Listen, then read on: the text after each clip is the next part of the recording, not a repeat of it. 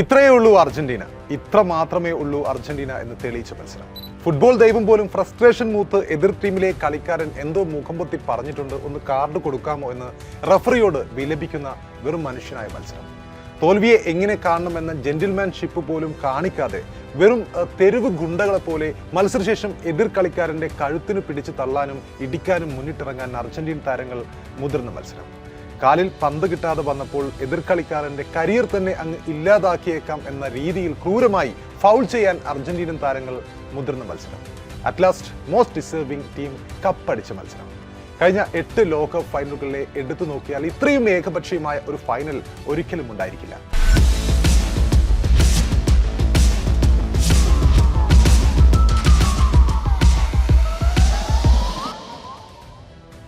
ഗോളടിക്കാൻ മെസ്സിയുടെ കാലിലേക്ക് പോകട്ടെ, അർജന്റീനയുടെ താരങ്ങളുടെ അടുത്ത് പോലും പന്ത് എത്താത്ത മത്സരം. പന്ത് കിട്ടിയിട്ട് വേണ്ടേ ഗോളടിക്കാൻ.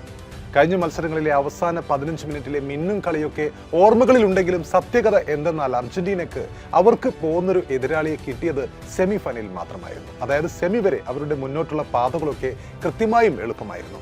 സെമി ഫൈനലിൽ ഇംഗ്ലണ്ടിനെ തോൽപ്പിച്ചത് മാത്രമായിരിക്കും അവർക്കൊരു വലിയ ടീമിനെ തോൽപ്പിച്ചതിന്റെ സന്തോഷം ഈ ലോകകപ്പിലുണ്ടാകുക. അവസാനം അവർ സ്പെയിനിന് മുന്നിലെത്തി കഥ അവിടെ തീരുകയും ചെയ്തു. സത്യത്തിൽ ഈ ടൂർണമെന്റിൽ ഒരു ഊതി വീർപ്പിച്ച ബലൂൺ തന്നെയായിരുന്നു അർജന്റീന. കഴിഞ്ഞ ദിനം ടോട്ടൽ ഫുട്ബോൾ കളിച്ച സ്പെയിനെതിരെ 120-ാം മിനിറ്റ് വരെ അർജന്റീനക്ക് ഗോൾ ലക്ഷ്യമാക്കി ഒരു ഷോട്ട് പോലും തൊടുക്കാനായിരുന്നില്ല.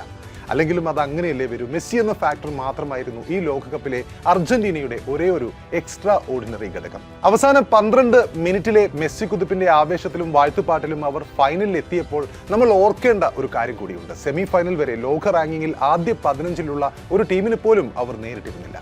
അതിനു മുമ്പുള്ള നോക്കൌട്ട് ഘട്ടത്തിലെ പല മത്സരങ്ങളിലും അവരുടെ വിജയങ്ങളിൽ പലപ്പോഴും വിവാദങ്ങൾ കൂടി അകമ്പടിയായിരുന്നു. റഫറിയുടെ പല തീരുമാനങ്ങളും അവർക്ക്, അതായത് ക്ലാസ്സിലെ പഠിക്കുന്ന കുട്ടിക്ക് അനുകൂലമായിരുന്നു. ഈജിപ്തും സ്വിറ്റ്സർലാൻഡും കേപ്പ് വെർദെയും ഒക്കെ ഒരു പരിധിവരെ അവരുടെ ബലഹീനതകൾ തുറന്നു കാട്ടുക വരെ ചെയ്തിട്ടുണ്ട്. അവസാനം അതൊക്കെ കാറ്റഴിയാൻ പോകുന്ന ബലൂൺ എന്ന രീതിയിൽ മെസ്സി എന്ന ഒരൊറ്റ ഫാക്ടറിൽ ഫൈനലിലേക്ക് എത്തുന്നു അർജന്റീന.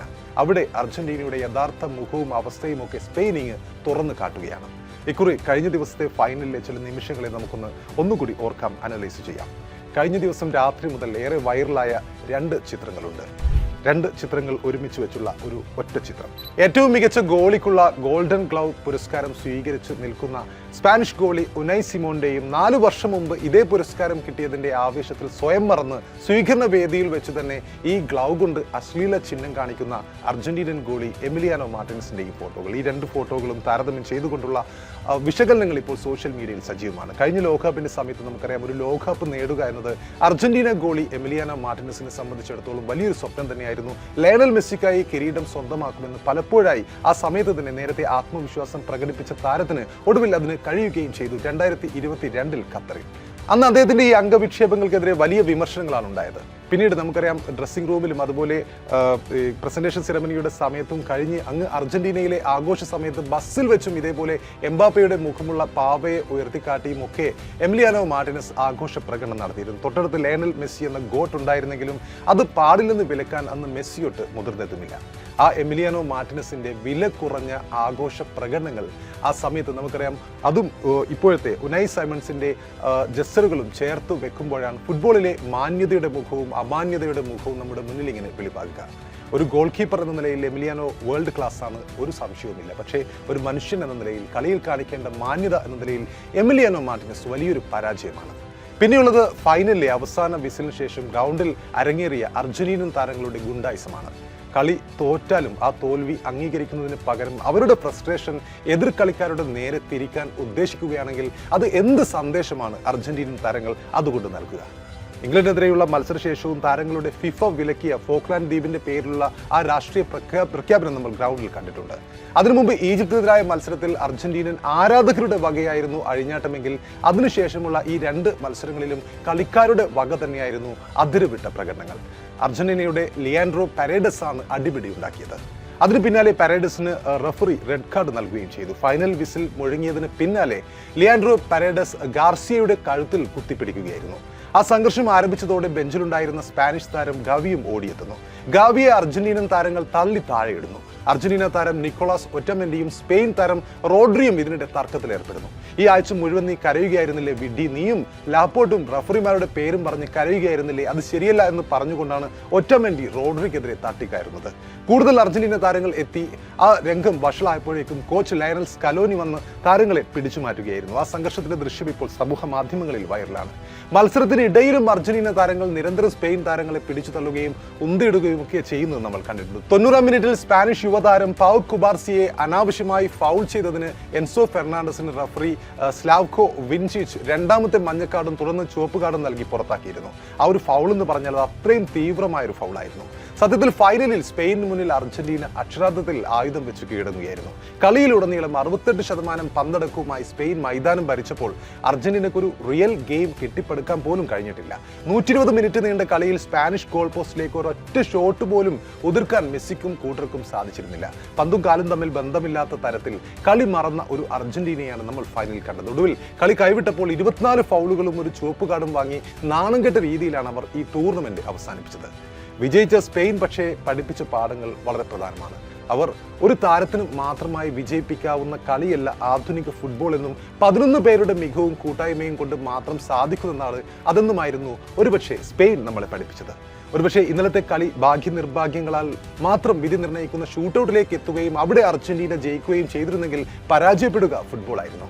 അർജന്റീന നായകൻ ലയണൽ മെസ്സിയെ കൃത്യമായി സ്പാനിഷ് ഡിഫൻഡർമാർ പൂട്ടിയതോടെ അർജന്റീനയുടെ ആക്രമണങ്ങൾക്ക് ഒരു മൂർച്ചയും കഴിഞ്ഞ മത്സരത്തിൽ ഉണ്ടായിരുന്നില്ല. മത്സരത്തിലുടനീളം സ്പെയിൻ മികച്ച ആക്രമണ ഫുട്ബോളാണ് പുറത്തെടുത്തത്.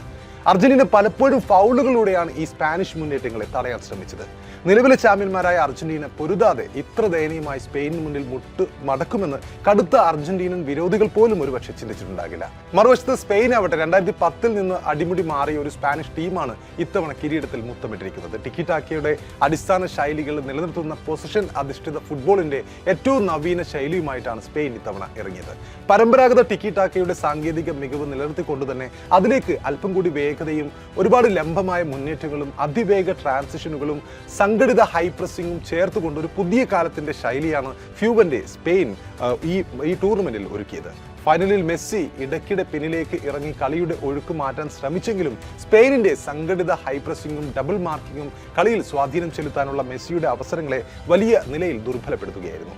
കൗണ്ടർ അറ്റാക്കുകൾക്ക് ആവശ്യമായ പിന്തുണ ലഭിക്കാതിരുന്നതിനാൽ അർജന്റീനയുടെ മുന്നേറ്റങ്ങൾ പലതും ആരംഭിച്ചെടുത്തും തന്നെ അവസാനിക്കുന്നത് നമ്മൾ കണ്ടു. സ്പെയിൻ ഒരിക്കലും വ്യക്തിഗത മികവിനെ മുൻനിർത്തിയുള്ള കേളിതന്ത്രമായിരുന്നില്ല അവലംബിച്ചത് എന്ന് ഞാൻ നേരത്തെ പറഞ്ഞു. കളിക്കാരുടെ വ്യക്തിഗത മികവിനെ കൂടി അഡാപ്റ്റ് ചെയ്ത് ഒരു ടീം ഗെയിം ആയിരുന്നു ഫ്യൂവന്റെ സ്പെയിനായി അദ്ദേഹം സെറ്റ് ചെയ്തത്.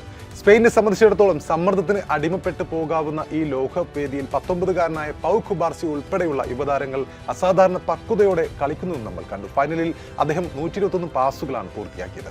ടൂർണമെന്റിലുടനീളം സ്പെയിൻ കാട്ടിയ പ്രതിരോധ നിരയുടെ സ്ഥിരതയുടെ അടിത്തറയും ഈ അസാമാന്യ പക്വത തന്നെയായിരുന്നു. യുവനിരയുടെ പ്രകടനത്തെക്കുറിച്ച് പറയുമ്പോൾ ലാമിൻ യമാലിനെ കുറിച്ച് പറയാതിരിക്കാനാവില്ല. വലതുവിങ്ങിൽ ലമിൻ യമാൽ കാഴ്ചവെച്ച ഡ്രിബ്ലിങ്ങും അതുപോലെ വേഗവും കൃത്യമായ പാസുകളും എതിർ പ്രതിരോധത്തെ നിരന്തരം അസ്ഥിരപ്പെടുത്തുന്ന മുന്നേറ്റങ്ങളും സ്പെയിനിന്റെ ആക്രമണങ്ങൾക്ക് മൂർച്ച കൂട്ടുന്നവയായിരുന്നു. ഗോൾ നേടിയില്ലെങ്കിലും സ്പെയിനിന്റെ വിജയത്തിൽ ഏറ്റവും കൂടുതൽ സംഭാവന നൽകിയ താരങ്ങളിൽ ഒരാളാണ് ലാമിൻ യമാൽ. മത്സരശേഷമുള്ള ഈ കളി കഴിഞ്ഞതിന് ശേഷം കഴിഞ്ഞ ദിവസത്തെ ഏറ്റവും ഹൃദയസ്പർശിയായ നിമിഷങ്ങളിലൊന്ന് യമാലും മെസ്സിയും പരസ്പരം കെട്ടിപ്പിടിക്കുന്നതായിരുന്നു. യമാൽ മെസ്സിയെ അർഹിച്ച രീതിയിൽ അദ്ദേഹത്തെ ബഹുമാനിച്ചുകൊണ്ട് അദ്ദേഹത്തെ ആശ്വസിപ്പിക്കുന്നുണ്ടായിരുന്നു. അതിനിപ്പം മത്സരശേഷം യമാലിന്റെ കുഞ്ഞനുജൻ ഗ്രൗണ്ടിൽ വന്നതും അവന്റെ ഓരോ ചലനങ്ങളും ലോകകപ്പ് വേദിയിലെ മറ്റൊരു ഹൃദയസ്പർശിയായ രംഗമായി മാറുകയുണ്ടായി. പിന്നെയുള്ളത് റോഡ്രിയാണ്. ടൂർണമെന്റിലെ ഗോൾഡൻ ബോൾ റോഡ്രിയുടെ മികവിനുള്ള സമ്മാനം കൂടിയായിരുന്നു. ടൂർണമെന്റിൽ ഏറ്റവും കൂടുതൽ പന്ത് തൊട്ടതും ഏറ്റവും കൂടുതൽ ദൂരം ഓടിയതും ഏറ്റവും കൂടുതൽ വിജയകരമായ പാസുകൾ പൂർത്തിയാക്കിയതും റോഡ്രി ആയിരുന്നു. അപ്പോൾ അർജന്റീനയുടെ ഈ തോൽവിയിലേക്ക് വരുമ്പോൾ അർജന്റീന ഇനി ഇവിടെ നിന്നും മടങ്ങുമ്പോൾ അവരുടെ കളി ശൈലിക്കൊപ്പം കളത്തിന് പുറത്തെ അവരുടെ സ്വഭാവ സവിശേഷതകളെ കുറിച്ചുകൂടി ഒന്ന് വിചിന്തനം ചെയ്യുന്നത് നന്നായിരിക്കും.